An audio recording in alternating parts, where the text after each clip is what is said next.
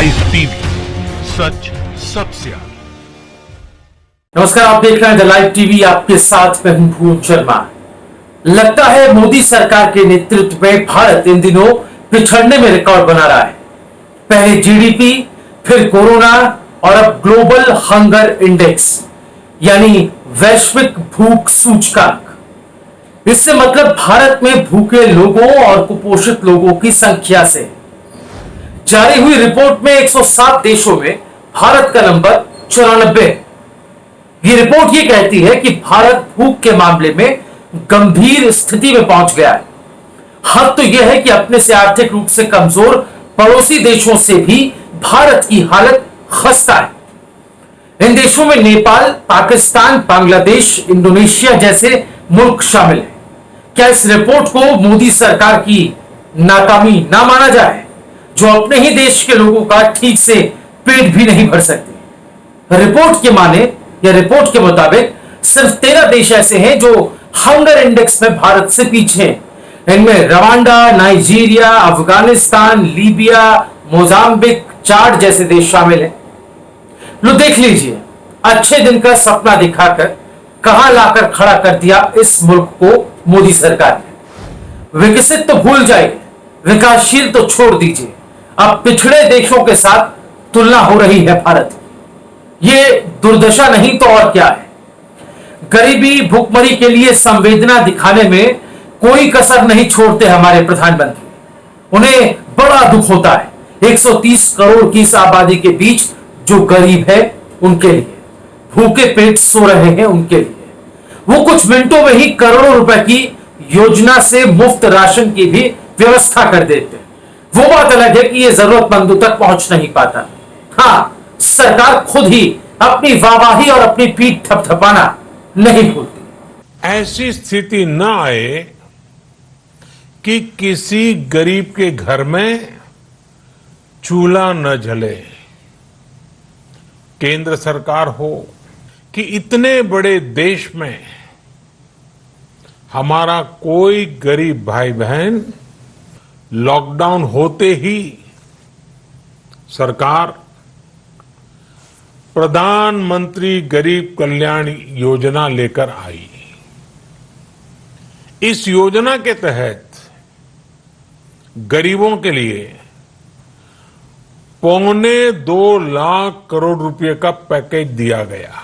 चाय बेचकर गरीबी में पले बड़े मोदी जी अच्छे से जानते हैं गरीबी और भूखमरी क्या होती है, इसलिए करोड़ों के पैकेज जारी करने में देर नहीं लगाई। वो बात अलग है कि ग्लोबल हंगर इंडेक्स की रिपोर्ट ये कहती है कि भारत की करीब 14% जनसंख्या कुपोषण का शिकार है।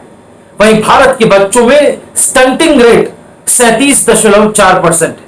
स्टंट वो बच्चे कहलाते हैं जिनकी लंबाई जिनकी उम्र की तुलना में कम होती है और उनमें भयानक कुपोषण दिखता है। अब सोचिए, कोरोना के इस महामारी काल में इन 14% लोगों के क्या हाल हुए होंगे। 2024 तक देश की इकोनॉमी को $5 ट्रिलियन तक ले जाने के टारगेट में हमारे प्रधानमंत्री बिजी हैं, दिन रात लगे हैं। उन्हें ऐसी बातों के लिए फिक्रमंद नहीं होना चाहिए। उनके बारे में सोचने का सही समय चुनाव है, जो फिलहाल उनके सिर पर नहीं। सिर्फ यही नहीं, उनके लिए तो कोरोना भी कोई जरूरी मुद्दा नहीं दिखता। तभी तो पाकिस्तान और अफगानिस्तान जैसे देश कोरोना से लड़ाई में और इसे कंट्रोल करने में भारत से भी आगे चले गए। ये ग्राफ है, इसको देखिए, जिसमें पाकिस्तान, अफगानिस्तान, भारत के अलावा बांग्लादेश, नेपाल, म्यांमार, चीन, भूटान और श्रीलंका का डेटा भी मेंशन है। और हम यहां भी अब तक अपने से कमतर और कमजोर पड़ोसी मुल्कों से पीछे चले गए। इसे क्या मोदी जी के शासन की कामयाबी ना माना जाए तो क्या माने, आप ही बताइए। और अभी 2 दिन पहले ही जारी हुई IMF की रिपोर्ट, जिसने एक तरह से मोदी सरकार के अब तक के कार्यकाल में देश की आर्थिक दशा को या दुर्दशा को सामने रख दिया है। यह रिपोर्ट बताती है कि प्रति व्यक्ति जीडीपी के मामले में भारत से आगे निकल चुका है बांग्लादेश। साथ ही इस रिपोर्ट में जो सबसे ज्यादा चौंकाने वाली बात आ रही है वो ये है कि न केवल भारत की प्रति व्यक्ति जीडीपी बांग्लादेश से कम है, बल्कि भारत दक्षिण एशिया में तीसरा सबसे गरीब मुल्क बनने की ओर अग्रसर है। मतलब आजादी के बाद से जिस देश ने कई क्षेत्रों में अपना लोहा मनवाया, जहां की अर्थव्यवस्था का पहिया कभी रुका नहीं, जहां हरित क्रांति से फसलें लहलहाई, अनाज सरप्लस हुआ, इंडस्ट्री लगी, विकास ने रफ्तार पकड़ी, बाहरी कंपनियां आई, इन्वेस्टमेंट हुआ, आज मोदी राज में भारत की हालत यह हो गई है कि अब गरीब देश बनने के रास्ते पर आगे बढ़ रहा है।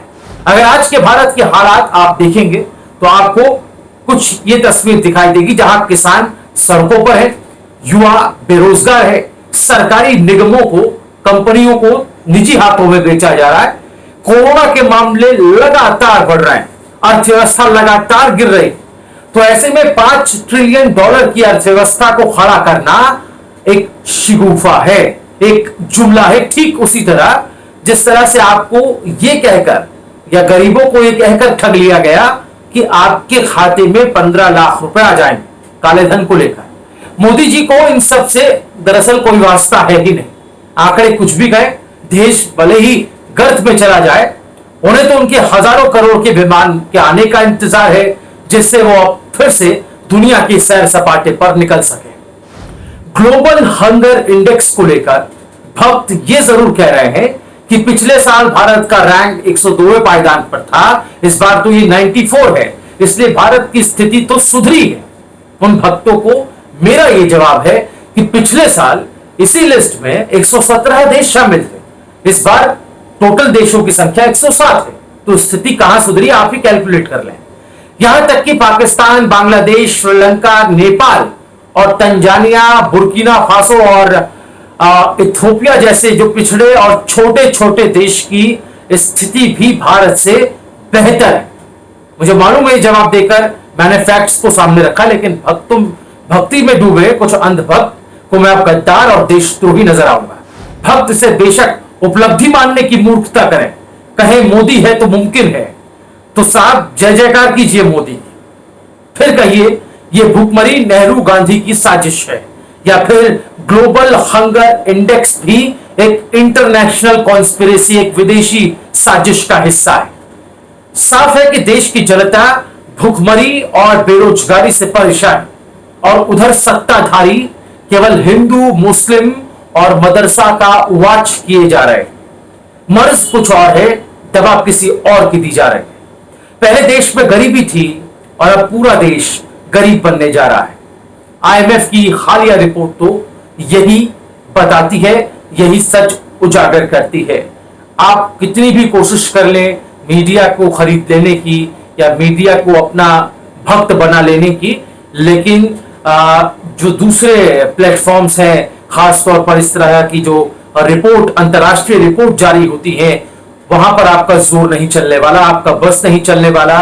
तो वहां से सच की जो जानकारी है वो सामने आती है, और जब सच सामने आता है तो दूध का दूध और पानी का पानी हो जाता है। ये मालूम चल जाता है कि इतने वक्त तक और अब तक के कार्यकाल में कितनी उपलब्धियां इस सरकार के नाम है, और उपलब्धियों के नाम पर अपनी पीठ थपथपाने वाले मोदी सरकार के कारनामे क्या कहते हैं, और कहां ये देश किस मुहाने पर खड़ा है, आर्थिक विकास की रफ्तार इस देश की कितनी है, ये सब चीजें इन सब रिपोर्ट में उजागर हो जाती हैं। और अब जो लगातार 3 ऐसे बड़े घटनाएं घटी है जो हमने आपको इस वीडियो में बताई।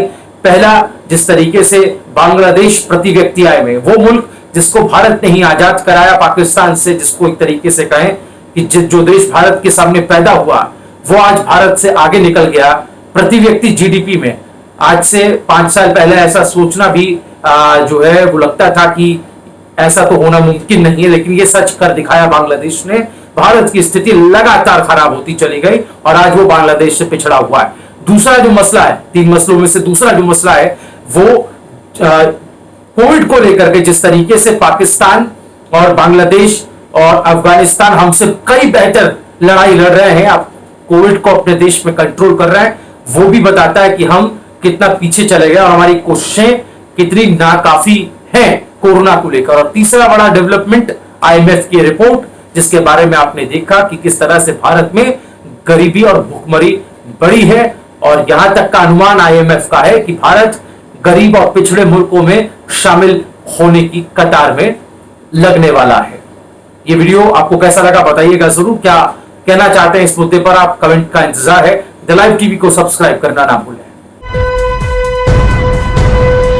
लाइव टीवी, सच सबसे आगे।